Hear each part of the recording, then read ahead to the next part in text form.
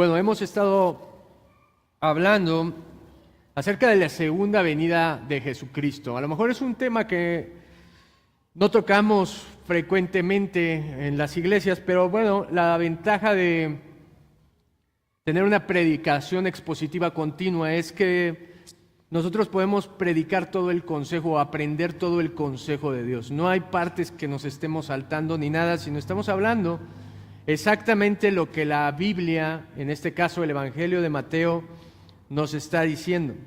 Y la semana pasada hemos hablado de las 6 señales antes del fin de los tiempos, ¿se acuerda? 6 señales que forman lo que Jesús llama los dolores de parto, porque se dará como quien va a dar a luz un hijo, y esos dolores van a ir creciendo, intensificándose, hasta llegar al cumplimiento, donde Él estará de regreso. Y esta enseñanza, recuerde que la detonan las preguntas que hacen los discípulos cuando ellos dicen: dinos, ¿cuándo serán estas cosas? ¿Y qué señal habrá de tu venida y del fin del siglo? Y el primero responde: ¿cuáles serán las señales del fin del siglo? Que son estas 6. Y después nos habla de su venida. ¿Cuándo será su venida? Y ese debe de ser el día que todos aguardemos con un anhelo en nuestro corazón. Yo les preguntaba, ¿cuál es el propósito, cuál es el anhelo que ustedes tienen en el 2024?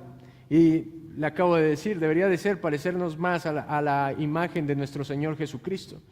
Pero fíjese, cada día que nosotros pasa, nosotros tenemos claridad de lo que va hacia el futuro, porque Jesús ya nos lo ha dicho que va a pasar, y nosotros estamos convencidos de lo que Él dice es la verdad, y también de que nosotros podemos esperar confiados su segunda venida, porque si Él lo prometió, Él lo va a cumplir.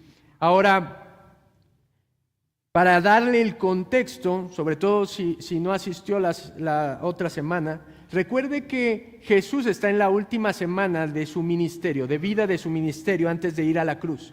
Y lo último que ha hecho es predicar en la sinagoga, en el templo, está predicando en el templo, y vienen y le hacen cuestionamientos los fariseos, los saduceos, y él contesta perfectamente. Ahora, estas preguntas no eran porque ellos consideraban que fuera un gran maestro, sino porque ellos querían demostrar que Jesús no era el Mesías o que estaba equivocado. Y esto solo mostraba el rechazo que Israel tenía hacia su Mesías. Lo que estamos viendo en estos 3 días que Jesús ha estado en Jerusalén es que primero lo reciben como el Hijo de David, como el Mesías, pero después los religiosos empiezan a cuestionarlo y vemos cómo Israel rechazó a Cristo y Cristo ahora los ha rechazado a ellos. Porque lo último que pronuncia para ellos es un juicio y una condenación. Ahora, recuerde que cuando salen de ese templo, los discípulos tienen expectativa, porque las profecías decían que el Mesías iba a venir con poder, iba a traer juicio sobre las naciones y todos aquellos que se habían rebelado en contra de ellos. Y entonces lo que ellos esperaban era un juicio, y evidentemente eso no estaba pasando. Pero cuando Jesús sale del templo, los discípulos en su cabeza dicen: ahora sí viene la parte de un rey que es conquistador. Y tienen esa expectativa, y entonces por eso ellos preguntan: ¿cómo será tu venida? ¿Cuándo será? ¿Qué señales habrá? O sea, ya entendimos que vas a ir, que vas a morir, pero ¿cómo ahora va a ser lo del reino? ¿Se acuerda que ellos hasta se peleaban de quién se va a sentar a la derecha y quién se va a sentar a la izquierda? Y ellos dicen: evidentemente es porque Él va a venir y va a someter a todos sus enemigos bajo el estrado de sus pies. ¿Cuándo va a suceder? ¿Qué es lo que tenemos que esperar para que eso se cumpla? Y entonces Jesús ahí predice, antes de eso, la destrucción del templo. Ahora, estas 6 señales que nosotros vimos del final del siglo, si se fija, armonizan perfectamente con lo que dice Apocalipsis de los 6 sellos y las 6 trompetas, si alguna vez lo ha leído. Es perfectamente lo que Jesús está diciendo. Pero mire, ahora, después de esas señales, Él dice que viene su venida. Y acompáñeme a Mateo capítulo 24, versículo 29.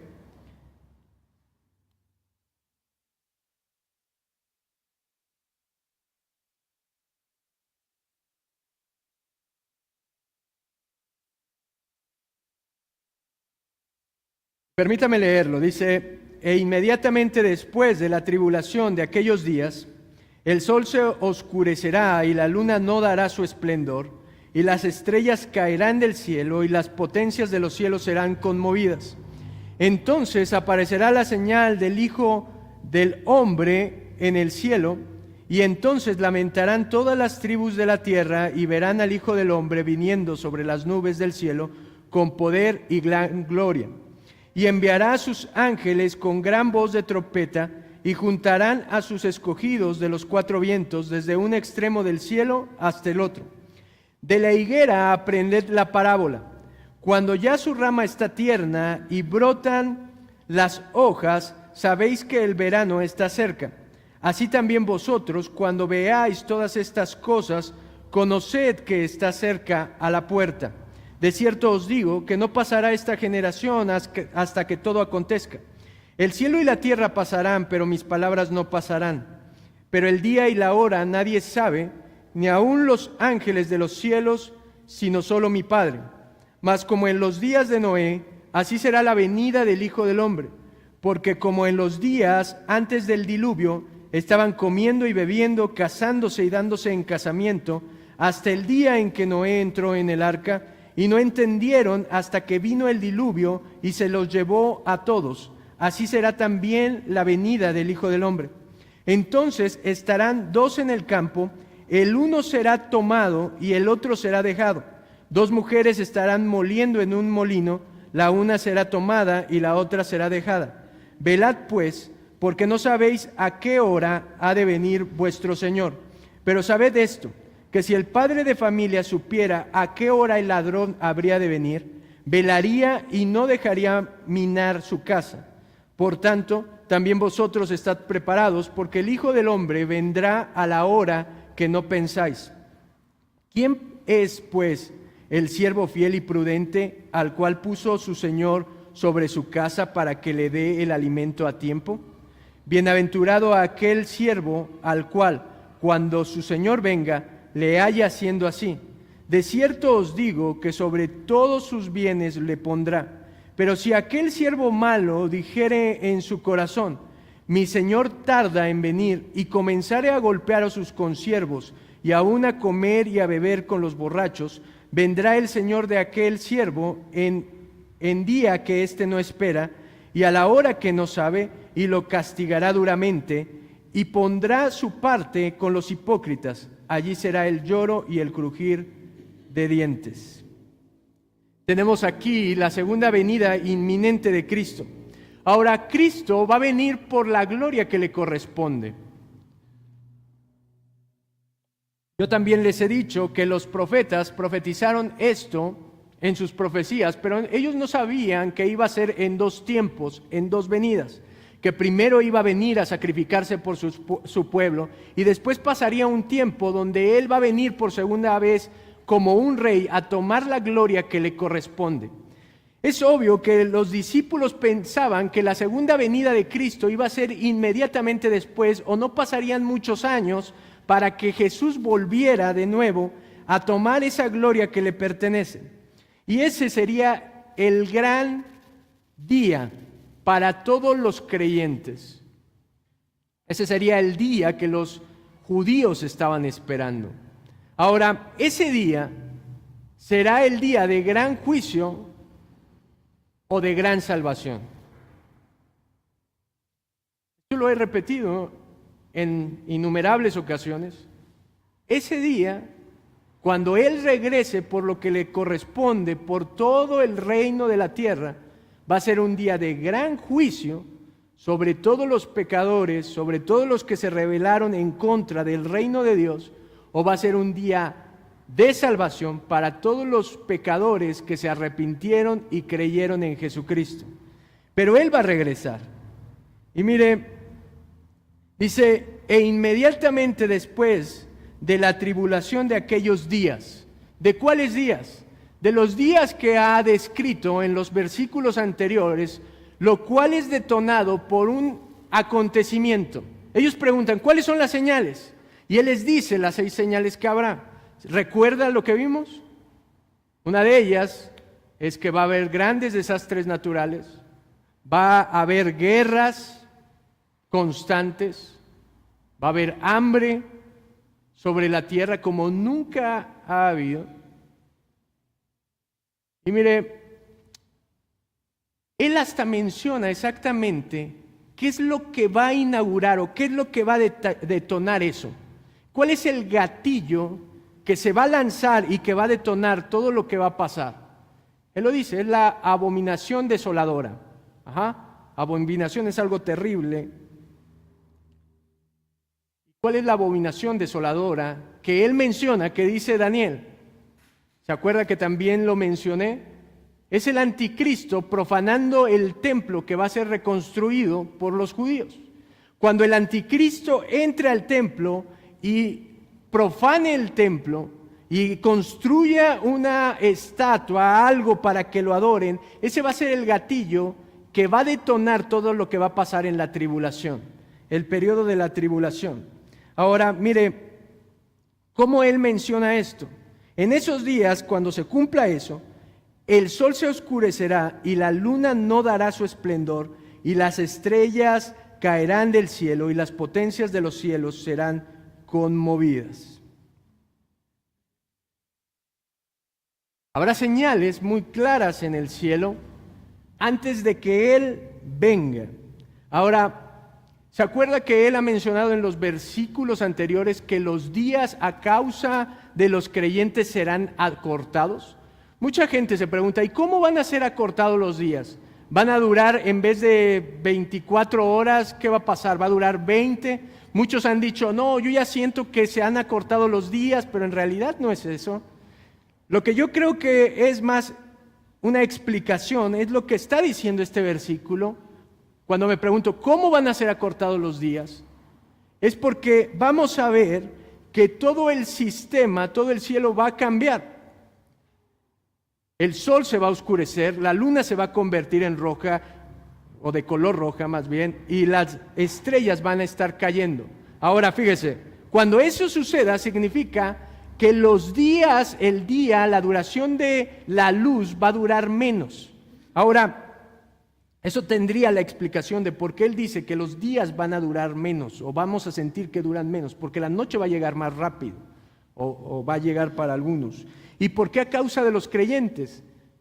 Porque recuerde que iba a haber una gran persecución, como nunca ha existido, una matanza de todos los creyentes, como nunca ha habido. Y la noche servirá para que esos creyentes que estén en ese tiempo se puedan esconder en los montes. ¿Recuerda que Él lo ha dicho? Cuando esto suceda, les dice, huyan a los montes, escóndanse porque va a haber gran matanza. Y dice, pobres de aquellas que están en cinta o que están amamantando. ¿Por qué también eso?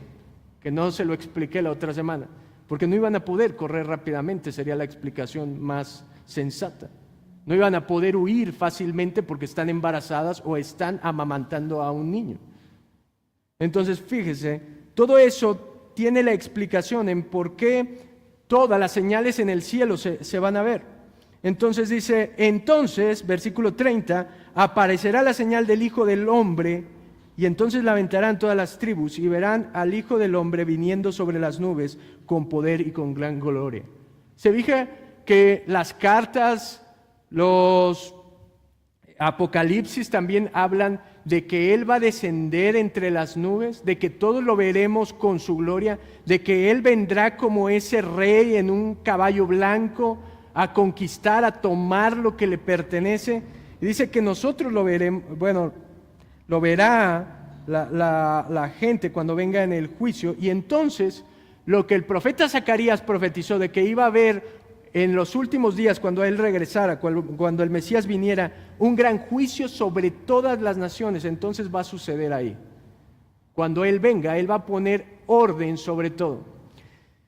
¿Se fija cómo nosotros anhelamos un gobierno justo y recto?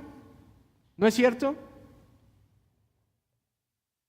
Esta temporada de elecciones o la que se viene, todos, no, vota por fulanito, él es la solución que necesitamos.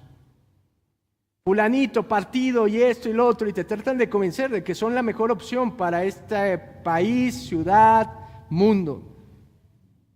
Déjeme decirle que lo están engañando. Porque la corrupción del hombre es el problema. El corazón del hombre es el problema, no es el partido, no es el nombre de la persona. Y la Biblia lo que me enseña es que el único que va a venir a traer rectitud y justicia, sobre todo, es Cristo.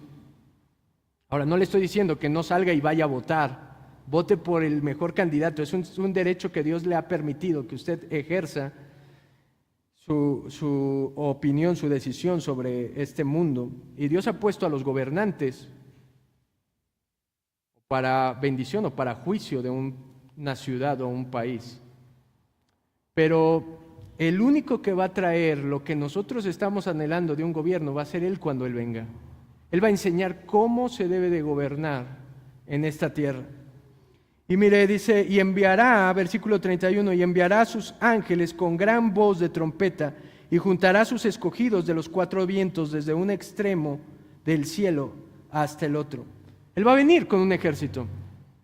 ¿Se acuerda que cuando ellos entraron, la expectativa es, queremos un Mesías que venga con un ejército? Bueno, pues aquí Jesús está diciendo que Él va a regresar, y esta vez ya no va a regresar montado en un pollino, y con unos pescadores, cobradores de impuestos y 12 discípulos siguiéndolo, sino va a traer un ejército de ángeles.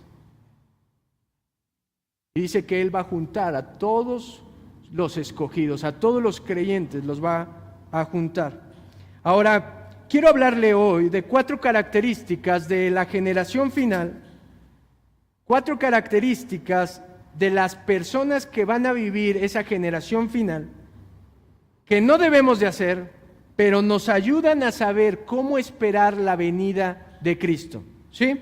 4 características de la generación final que nos ayudan a saber cómo esperar la segunda venida de Cristo. Número 1, ¿qué caracteriza a esa generación? La ignorancia. La ignorancia. Lea conmigo el versículo 32. Dice Jesús, de la higuera aprended la parábola. Cuando ya su rama está tierna y brotan las hojas, sabéis que el verano está cerca. Así también vosotros, cuando veáis todas estas cosas, conoced que está cerca a la puerta. De cierto os digo que no pasará esta generación hasta que todo esto acontezca. El cielo y la tierra pasarán, pero mis palabras no pasarán. Él les está diciendo saber que este tiempo viene. Saber que este tiempo viene. Y Él pone una ilustración. Dice, así como la higuera. Y en ese tiempo, en el territorio donde ellos estaban, había muchas higueras. Era fácilmente que tuvieran una higuera ahí cerca y Él dijera, aprended de la higuera. Vean cómo cuando sus ramas empiezan a crecer y empiezan a florecer, significa que ¿qué? Que el fruto está cerca, que el fruto está cerca. Él dice, sabéis que el verano está cerca. Ahora, usted puede ver eso, ¿no?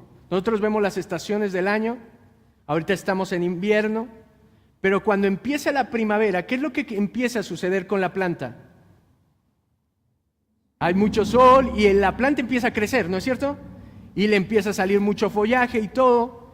Y realmente en el último tiempo de la primavera y el verano es cuando la planta empieza a dar su fruto. Esa era la temporada de higos, era la temporada de la higuera donde en el verano producía tal cantidad de fruto, que se acuerda que veíamos que cualquiera que iba por los caminos podía consumir de ella.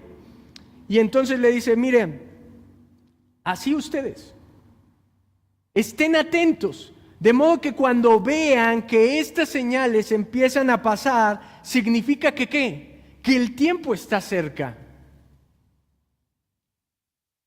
Dice, el tiempo está a la puerta. Vea cómo lo menciona, está ahí a la puerta. Esto va a suceder rápido.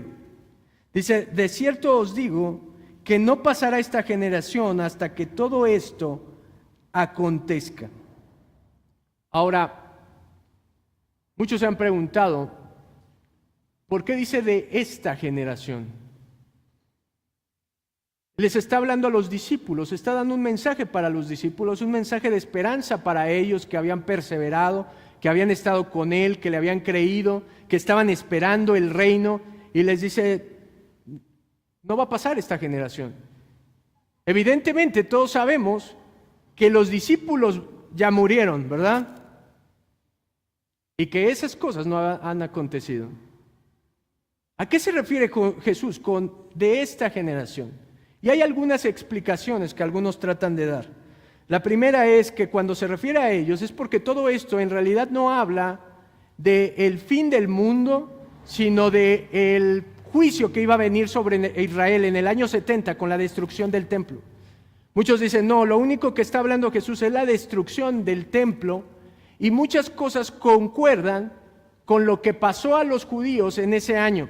Ahora, si somos sinceros con la Escritura, nos damos cuenta que no ocurrieron grandes desastres naturales durante la destrucción del templo en el año 70, no se levantó nación contra nación, no hubo gran hambre, grandes pestes, enfermedades. Entonces no podría ser de esa manera, no podría ser que Él les esté hablando a ellos solamente de la destrucción del templo. Ahora, evidentemente, el capítulo 24 comienza Jesús profetizando acerca de eso. Y usted puede decir, entonces, ¿para qué les habla de la destrucción del templo como un juicio que iba a venir sobre Israel y después les habla de todo esto? ¿No será que sí? Y déjeme tratar de ayudarlo con eso. Cuando un profeta hacía una profecía hacia el futuro, ¿cómo usted sabía que era un profeta de parte de Dios? Que era un profeta verdadero. ¿Cuál era la prueba de un profeta? ¿Cuál era la prueba de un profeta? Que lo que profetizara se cumpliera, ¿no es cierto? Usted lo que esperaba es que si estaba profetizando algo, no como los de ahora que son charlatanes y te dicen, vas a ser millonario, y ¿en cuánto tiempo? No sé, pero algún día, y nunca eres millonario. Lo que se esperaba es que si profetizaban que algo se tenía que cumplir, ¿se fija la precisión que tenían los profetas? El profeta decía, en 70 años vamos a volver del cautiverio. Y Daniel, estando en el cautiverio, dice, Señor, son 70 años, ¿qué pasó? Y vuelven del cautiverio. Ahora, si la prueba de que lo que decía el profeta era verdad, era que se cumpliera, o de la señal de un profeta verdadero, lo que está haciendo Jesús es profetizando algo a corto plazo que ellos iban a ver en el año 70, la destrucción del templo. ¿Por qué? Porque estaba autentificando sus credenciales de que si yo puedo predecir lo que va a pasar en el corto tiempo, también puedo predecir lo que va a pasar a largo tiempo. ¿Se fija? Si Él dice que el templo va a ser destruido y no se hubiera destruido, entonces dudaríamos que esto pasara al final de los tiempos, ¿no es cierto? Pero Él dijo, no va a quedar piedra sobre el templo. ¿Y qué fue lo que pasó? Una destrucción total. ¿Se acuerda que le dije que aún el ejército romano, Tito el general, les gritaba, dicen los escritos, la historia, que el general les gritaba, paren con el templo, no lo destruyan. El general no quería destruirlo. Y dice que los soldados estaban como poseídos por demonios, de modo que ellos traían tanto odio contra los judíos que estaban arrasando y quemando todo su templo, porque era la parte donde más le dolía. Y eso confirma que lo que Jesús está diciendo, todo es verdad. Y Él dice que esto va a pasar. Ahora, aún sigo con la incógnita, entonces, ¿de qué generación está hablando? Algunos dicen de la generación significa del mismo tipo. Eso es lo que significa generación, del mismo tipo. Entonces quiere decir, cuando estén las personas del mismo tipo, ¿cuál era el tipo del que estaba hablando? Aquellos que lo habían negado, aquellos que lo estaban calumniando, de ese tipo. Algunos tienen este argumento, porque dice que la maldad se multiplicará en los últimos tiempos. Pero escuche, creo que mi mejor interpretación es que de los últimos tiempos se refiere a la generación de los últimos tiempos, es la generación que va a ver las señales. Cuando dice de esta generación, la generación que está viendo las señales de su venida.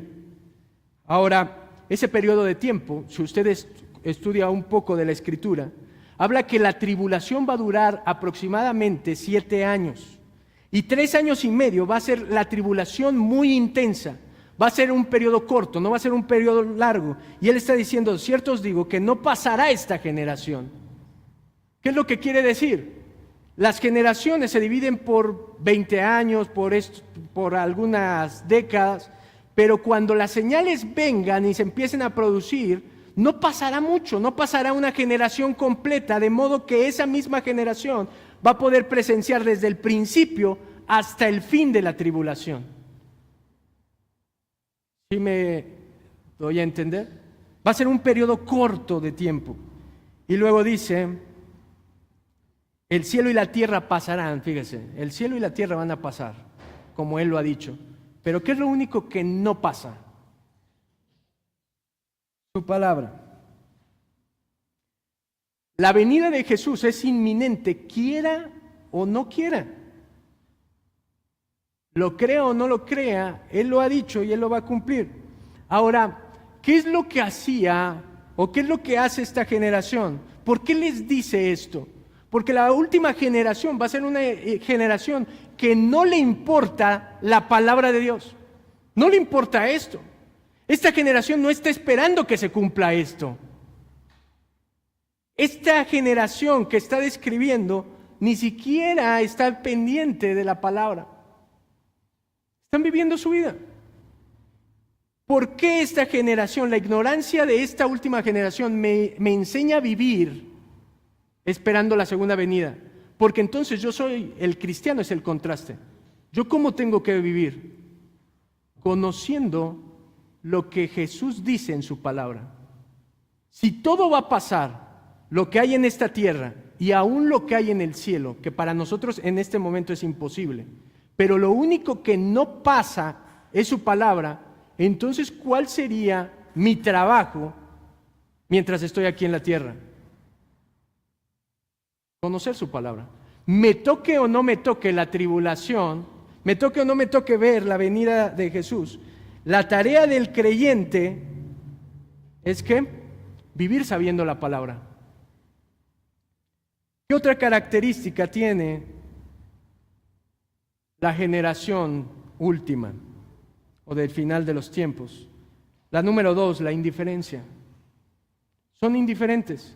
Vea cómo dice el versículo 36. Pero el día y la hora nadie sabe, ni aun los ángeles de los cielos, sino solo mi Padre. Mas como en los días de Noé, así será la venida del Hijo del Hombre. Porque como en los días antes del diluvio estaban comiendo y bebiendo, casándose y dándose en casamiento, hasta el día en que Noé entró en el arca, y no entendieron hasta que vino el diluvio y se los llevó a todos. Así será también la venida del Hijo del Hombre. Entonces estarán 2 en el campo, el uno será tomado y el otro será dejado. 2 mujeres estarán moliendo en un molino, la una será tomada y la otra será dejada. Velad pues, porque no sabéis a qué hora ha de venir vuestro Señor. Ahora, Él dice qué estaban haciendo en los tiempos de Noé. Pero déjeme decirle cómo era esta generación de los tiempos de Noé. En Génesis 6:5 dice: y vio Jehová que la maldad de los hombres era mucha en la tierra, y que todo designio de los pensamientos del corazón de ellos era de continuo solamente el mal. ¿Sabe cómo era esa generación? Muy malvada. Dice que todo el tiempo se estaban pensando en cómo puedo hacer mal. Desde que se levantaban, su corazón era: ¿cómo puedo pecar en contra de Dios? ¿Cómo puedo hacer maldad? Se acostaban y lo último que pensaban era: ¿cómo puedo hacer maldad? Dice que de continuo estaban pensando en el mal. ¿Y qué era lo que hacían? Bueno, cada quien hacía lo que bien le parecía. No había valores, no había reglas, no había nada. Lo único que había era maldad y cada quien hacía lo que quería. ¿Se imagina si todos vivieran haciendo lo que quieren? No buscaban a Dios, no tenían temor de Dios, estaban ocupados en sus cosas y nada más que en sus cosas y en buscar los placeres. Lo único que les importaba era la satisfacción propia. Eso es lo que está diciendo Jesús. Como en los tiempos de Noé, comían y bebían y se daban en casamiento. Vivían para ellos mismos. Su Dios era su estómago. No les importaba otra cosa más que comer y beber. Y el casamiento, obviamente. En pocas palabras, lo único que estaban pensando eran en los placeres de la vida. ¿Qué me trae placer hacer? Eso hago.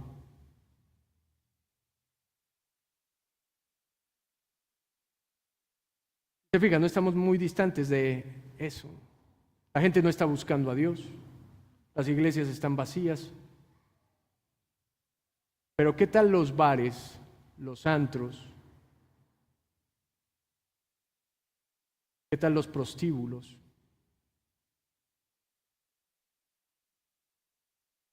Mire, la perdición de este pueblo del cual habla Jesús es que mientras un hombre le creyó a Dios de que iba a haber un diluvio y durante 100 años preparó a su familia e hizo un arca, los demás se mostraron desinteresados, indiferentes. Yo me imagino que llegaban y: ¿qué estás haciendo? Un arca, ¿para qué? Para el diluvio, va a llover. ¿Sabía que en esos tiempos no llovía? ¿Sabía que la tierra era regada por un vapor? De abajo hacia arriba salía agua. Pero escuche, es obvio que hubo un cambio porque tuvo que haber una formación de nubes increíbles para un diluvio mundial. Pero ellos fueron tan indiferentes que ni las señales del cielo les importaron.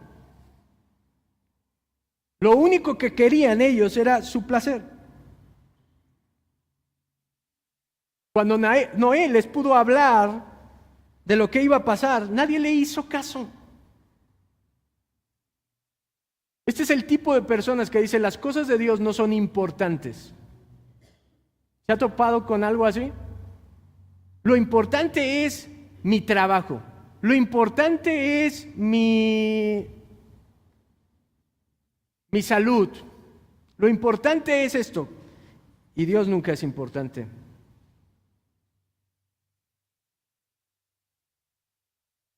Es triste de que sean los pocos los que le creen a Dios como Noé. Pero al final fue el único que fue salvo. ¿Se da cuenta de eso? Los demás indiferentes murieron en el diluvio y el único que se salvó fue Noé. ¿Qué me enseña esto? ¿Cómo yo debo de esperar la segunda venida? Él lo dice, al contrario de ellos. Si ellos fueron indiferentes, la manera en la que el cristiano debe de vivir su vida a la espera de la segunda venida es velando, porque no sabe el día ni la hora. Así es como usted y yo deberíamos de vivir, no de manera indiferente de no me importan las cosas de Dios.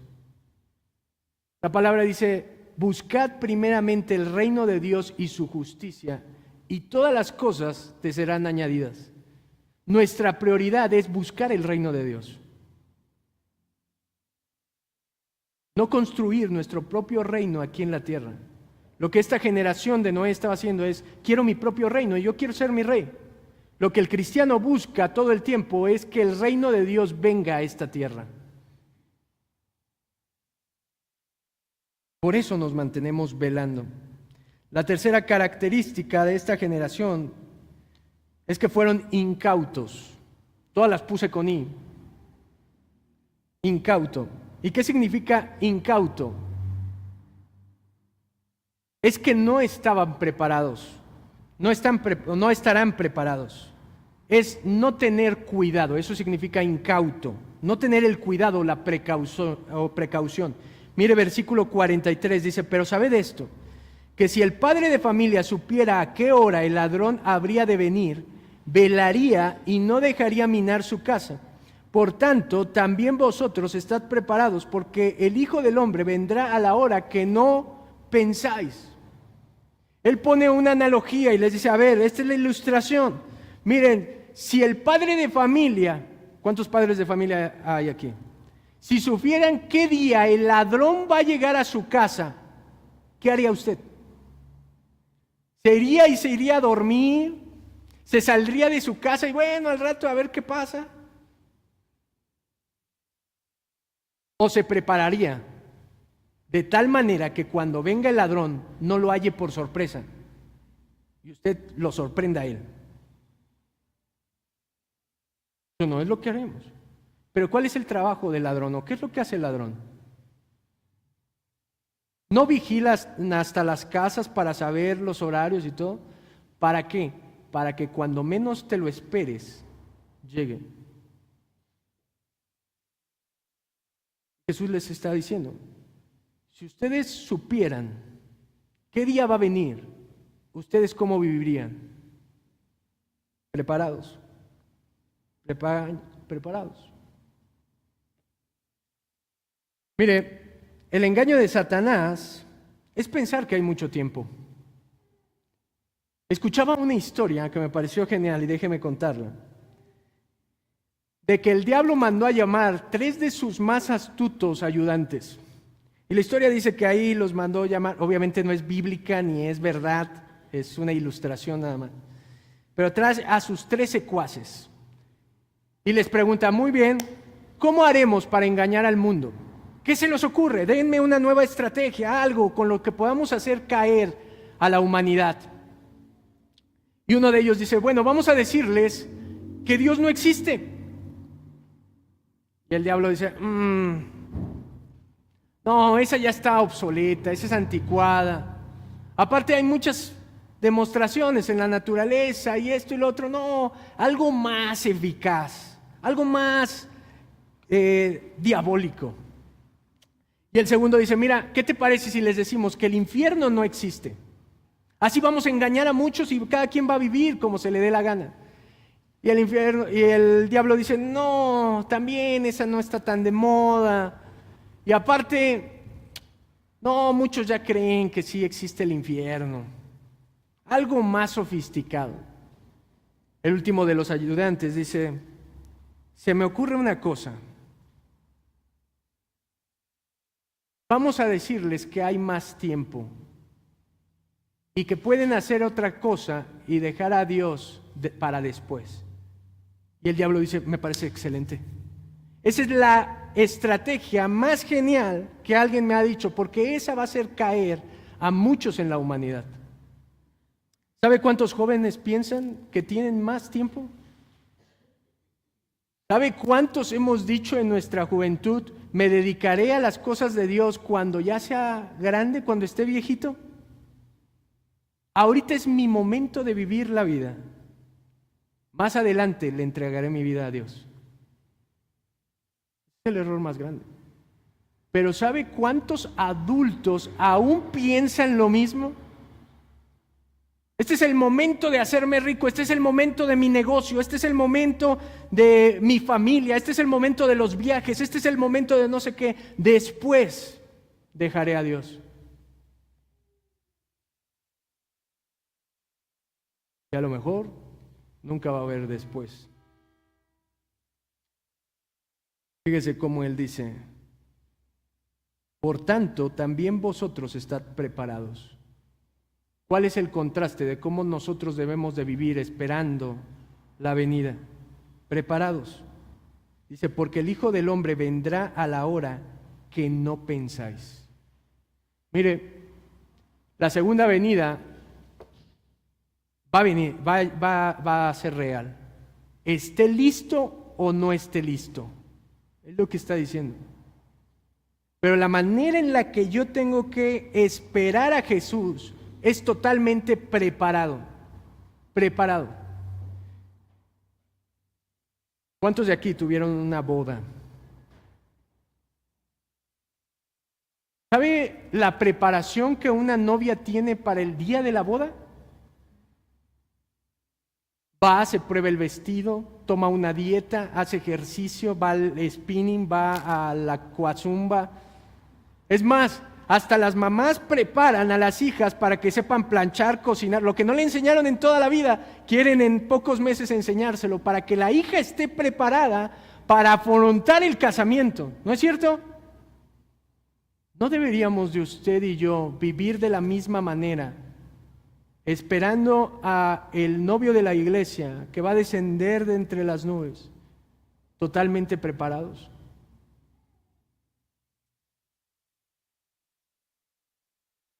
Mire, Romanos 8, 19, 23 dice, porque el anhelo ardiente de la creación es aguardar la manifestación de los hijos de Dios, porque la creación fue sujeta a vanidad, no por su propia voluntad, sino por causa del que la sujetó en esperanza. Porque también la creación misma será liberada de la esclavitud de la corrupción a la libertad gloriosa de los hijos de Dios. Porque sabemos que toda la creación gime a una y aún está con dolores de parto hasta ahora, y no solo ella, sino que también nosotros mismos que tenemos las primicias del Espíritu Santo, nosotros también gemimos dentro de nosotros mismos, esperando la adopción, la redención de nuestros cuerpos. Uno de los versículos peor interpretados. Dice, porque el anhelo ardiente de la creación es aguardar la manifestación de los hijos de Dios. Y la gente dice, lo que está esperando es que los hijos de Dios nos manifestemos aquí y actuemos como hijos de Dios y mostremos el amor al mundo. Eso no es lo que está diciendo. Lo que está diciendo es que la creación fue sujetada, fue maldecida cuando el hombre cayó y está sujeta, esclava. Y lo que está esperando, lo que está guardando la tierra, toda la creación, es cuando los hijos de Dios se manifiesten. ¿De dónde? De la muerte. ¿Cuándo va a pasar eso? Cuando el Rey venga. En la segunda venida, cuando Él libere todo lo que está en esclavitud, que quite la maldición sobre la tierra. Ese es el día que está esperando la tierra. Ese es el día que está esperando la creación, ser liberada de eso. Cuando se manifieste realmente quién es creyente, quién es hijo y quién no es hijo. Es lo que está esperando, que Él venga, no que nosotros nos comportemos como cristianos. La misma creación está esperando la venida de su Señor. Usted lo puede leer más detenidamente en su casa. La última actitud, que es la actitud de esta última generación, es que son improductivos. El versículo 45 de Mateo 24 dice, ¿quién es pues el siervo fiel y prudente, al cual puso su Señor sobre su casa para que le dé el alimento a tiempo? Bienaventurado aquel siervo al cual cuando su Señor venga le haya haciendo así. De cierto os digo que sobre todos sus bienes le pondrá, porque si aquel siervo malo dijera en su corazón, mi Señor tarda en venir, y comenzare a golpear a sus consiervos y a comer y a beber con los borrachos, vendrá el Señor de aquel siervo en día que éste no espera, a la hora que no sabe, y lo castigará duramente y pondrá su parte con los hipócritas. Allí será el lloro y el crujir de dientes. ¿Sabe por qué tipo de personas viene Jesús? ¿O qué tipo de personas son los creyentes? Siervos fieles. La última generación es una generación infiel porque no se va a encontrar haciendo lo que el Señor le mandó. Mire, el título más grande que usted puede recibir de su Señor es siervo fiel. No es pastor, no es doctor en no sé qué, no es líder de no sé qué en la iglesia. El título más grande que un creyente, que un cristiano puede recibir es siervo fiel. Y dice, no vaya a ser que ha dejado a obreros, a siervos, aquellos que ha rescatado y redimido por su sangre, los dejó en esta tierra para hacer algo, y no vaya a ser que como ellos dicen, no viene, falta mucho tiempo, ni se está cumpliendo, que cuando Él venga de sorpresa, lo haya haciendo otra cosa que no lo puso a hacer. ¿Sabe? La maldad de los falsos cristianos y falsos maestros los llevará a no esperar la venida. Ellos ni están interesados en la palabra, ni están preparados, porque simplemente ni siquiera viven para eso. Su esperanza nunca estuvo en Cristo, de los falsos. Su esperanza nunca está en Cristo, sino están arraigados a todo lo terrenal. ¿Sabe? La esperanza más grande que nosotros tenemos no es que un día seamos millonarios y dejemos de trabajar. A todos nos gustaría eso. La esperanza más grande que nosotros tenemos es ver descender a Jesús de entre las nubes. Porque sabremos que ese día toda nuestra lucha se habrá terminado. Todo nuestro sufrimiento, toda la agonía de esta vida, todo el batallar con nuestros pecados, con nuestro carácter, se habrá terminado. Esa es la esperanza más grande que tenemos. Pero la esperanza de los falsos está aquí en la tierra. Está en conseguir cosas aquí en la tierra. Quieren ir al cielo, pero están como con grilletes atados a este mundo. Así no se puede vivir la vida cristiana. En el nombre de Jesús cometen toda clase de abusos. Por eso Él dice que los que no están esperando, dicen, no ha llegado, pues vamos a abusar de la gente que Él puso a nuestro cargo, vamos a comer y a beber junto con los borrachos, vamos a hacer lo mismo que hace la gente.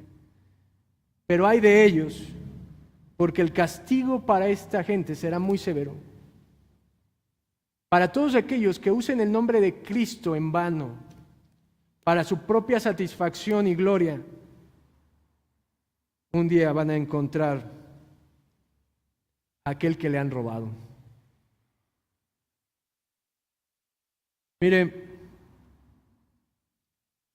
que el Señor nos halle, estimado amigo, que el Señor nos halle haciendo lo que nos mandó hacer, que es predicar el Evangelio y hacer discípulos a todas las naciones. Aunque yo creo, según mi interpretación, que vamos a ser tomados o guardados de la tribulación la iglesia, es evidente que va a haber gente que se va a estar convirtiendo en estos años. Pero yo hoy le quiero hacer unas preguntas, mi amado. ¿Cómo vive usted hoy a la espera de su Salvador?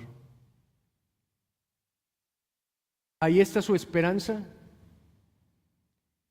¿Vive conociendo, anhelando y aguardando? ¿Y vive preparado para ese día?